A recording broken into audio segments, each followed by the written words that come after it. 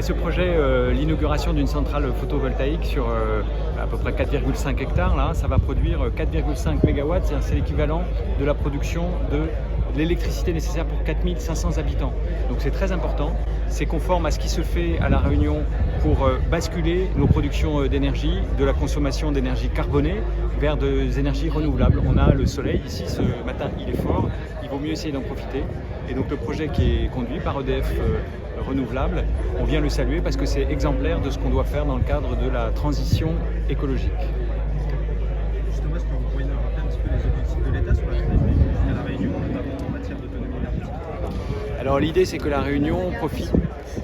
L'idée c'est que la Réunion continue de profiter des atouts qu'elle a, le soleil, le vent, la biomasse, pour faire sa conversion. Donc la programmation pluriannuelle de l'énergie qui a été arrêtée en 2022, elle est ambitieuse, elle est réaliste. Elle va devoir nous faire progresser fortement. Par exemple, pour les panneaux photovoltaïques, on est aujourd'hui en termes de puissance installée autour de 200 MW. Il va falloir aller à 500 MW. Donc on voit que les contributions, elles doivent continuer comme ça.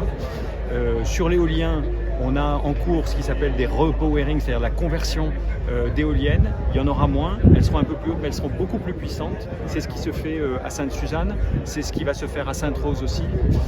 Sur l'hydroélectrique, on a déjà des capacités.